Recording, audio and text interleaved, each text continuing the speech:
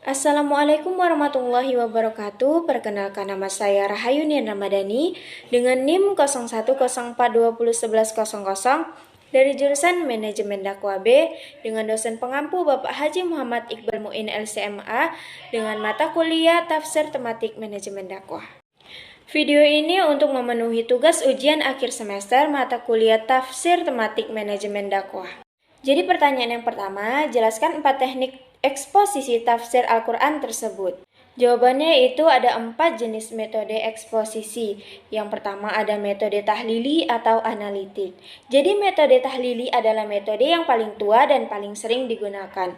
Jadi menurut Muhammad Bakir Arsyad, metode ini disebut sebagai metode tazzi'i, adalah metode yang mufasirnya berusaha menjelaskan kandungan ayat-ayat Al-Quran dari berbagai seginya dengan memperhatikan runtutan ayat Al-Quran sebagaimana tercantum dalam Al-Quran. Tafsir ini dilakukan secara berurutan ayat demi ayat, kemudian surat demi surat dari awal hingga akhir sesuai dengan susunan Al-Quran. Jadi menurut Malik bin Nabi, tujuan utama ulama menafsirkan Al-Quran dengan metode ini adalah untuk meletakkan dasar-dasar rasional bagi pemahaman akan kemukjizatan Al-Quran, sesuatu yang dirasa bukan menjadi kebutuhan mendesak bagi umat Islam dewasa ini. Karena itu perlu pengembangan metode penafsiran karena metode ini menghasilkan gagasan yang beraneka ragam dan terpisah-pisah. Yang kedua yaitu metode izmali atau global. Jadi metode ini adalah berusaha menafsirkan Al-Quran secara singkat dan global dengan menjelaskan makna yang dimaksud tiap kalimat dengan bahasa yang ringkas sehingga mudah dipahami. Urutan penafsiran sama dengan metode tahlili namun memiliki perbedaan dalam hal penjelasan yang singkat dan tidak panjang lebar. Keistimewaan tafsir ini ada pada kemudahannya sehingga dapat dikonsumsi oleh lapisan dan tingkatan kaum muslimin secara merata. Yang ketiga, metode muqarrin. Tafsir ini menggunakan metode perbandingan antara ayat dengan ayat atau ayat dengan hadis atau antara pendapat-pendapat para ulama tafsir dengan menonjolkan perbedaan tertentu dari objek yang diperbandingkan itu. Yang keempat, metode maudhu'i atau tematik. Nah, selanjutnya pertanyaan yang kedua yaitu jelaskan 8 langkah-langkah yang harus dilakukan oleh seseorang ketika ia akan menafsirkan Al-Quran dengan metode tafsir maudhu'i. Nah, jadi langkah-langkahnya yaitu yang A. menetapkan masalah yang akan dikaji, yang B. mengumpulkan ayat-ayat yang berkaitan dengan masalah tersebut, yang C. menyusun runtutan ayat sesuai dengan masa turunnya disertai pengetahuan tentang asbab an-nuzulnya. Yang D. memahami munasabah ayat tersebut dalam suratnya masing-masing. Yang E. menyusun pembahasan dalam kerangka yang sempurna atau outline. Yang F. melengkapi pembahasan dengan hadis-hadis yang sesuai dengan pokok pembahasannya. Yang G. mempelajari ayat-ayat tersebut secara keseluruhan dengan jalan mengumpulkan ayat-ayatnya yang mempunyai definisi yang sama atau mengkompromikan antara yang am atau umum dan yang khas atau khusus, mutlak dan muqayyad atau terikat atau pada lahirnya bertentangan sehingga kesemuanya bertemu dengan satu muara tanpa perbedaan atau persamaan. Yang H. menyusun kesimpulan-kesimpulan yang menggambarkan jawaban Al-Quran terhadap masalah yang dibahas. Nah, pertanyaan yang ketiga yaitu apa yang menjadi ruang lingkup dari metode tafsir maudhu'i?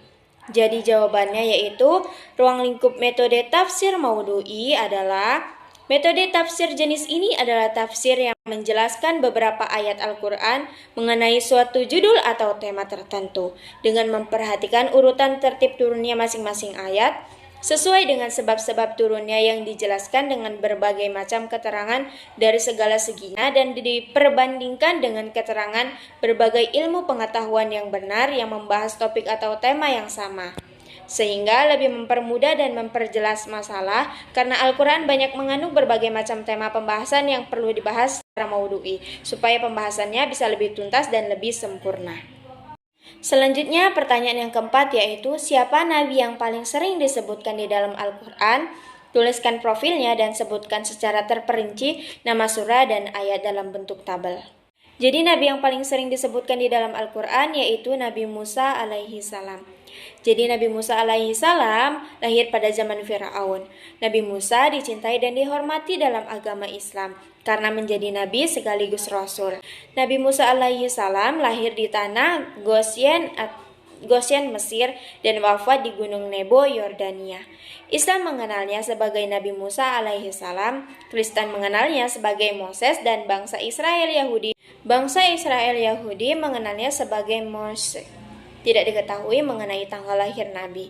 Ayah Nabi Musa bernama Imran atau Omran. Nabi Musa dilahirkan oleh wanita bernama Yukabat. Yang diketahui saudara Nabi Musa berjumlah 2 orang, yakni Harun yang dikenal sebagai salah satu nabi dalam Islam, serta perempuan bernama Miriam. Dilihat dari silsilah Nabi Musa, ia diketahui merupakan keturunan dari Nabi Yakub. Kisah Nabi Musa alaihissalam banyak dijelaskan di dalam Al-Quran, salah satunya dalam Al-Quran surah Al-Baqarah surah kedua ayat ke-49, lalu Quran surah Al-Qasas surah ke-28 ayat 7, selanjutnya Quran surah Al-Maidah surah ke-5 ayat ke-24, dan Quran surah Al-A'raf surah ke-7 ayat ke-133 seperti tampilan berikut. Lalu pertanyaan yang kelima, jelaskan mengapa nama Nabi Musa alaihi salam paling banyak dijelaskan di dalam Al-Quran. Jadi ada beberapa hal yang menjadi landasan soal mengapa Nabi Musa alaihi salam banyak disebutkan di dalam Al-Quran. Pertama, ini menunjukkan adanya hubungan yang erat antara syariat Nabi Musa dan syariat Nabi Muhammad SAW.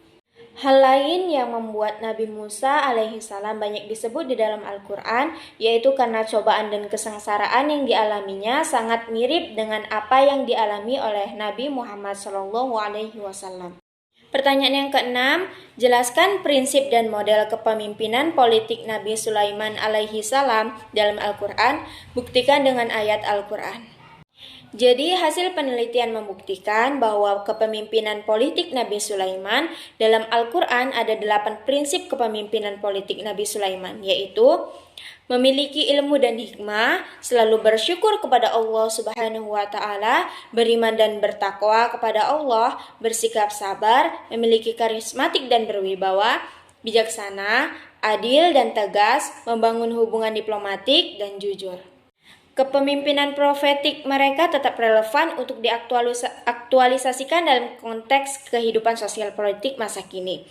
Jadi di antara kepemimpinan profetik yang menarik dikaji dan dijadikan pelajaran kepemimpinan bangsa masa kini adalah kepemimpinan profetik Nabi Sulaiman alaihi salam. Jadi Allah Subhanahu wa Ta'ala memberikan kepada Nabi Sulaiman alaihi salam 5 keutamaan sekaligus, yaitu nubuah atau kenabian, al-mulk atau kerajaan dan kekuasaan, kekayaan yang melimpah ruah, multi kecerdasan dan keilmuan, dan kebijaksanaan atau al-hikmah. Keutamaan dan kelebihan ini tidak membuatnya sombong dan arogan, tetapi tetap rendah hati, low profile, taat dan bersyukur kepadanya. Dan sungguh kami telah memberikan ilmu kepada Nabi Daud dan Sulaiman, dan keduanya berkata, segala puji bagi Allah yang melebihkan kami dari banyak hamba-hambanya yang beriman. Quran Surah An-Naml surat ke-27 ayat ke-15. Jadi sekian jawaban dari ujian akhir semester mata kuliah Tafsir Tematik Manajemen Dakwah dari saya Rahayunia Ramadhani. Sekian dari saya, wassalamualaikum warahmatullahi wabarakatuh.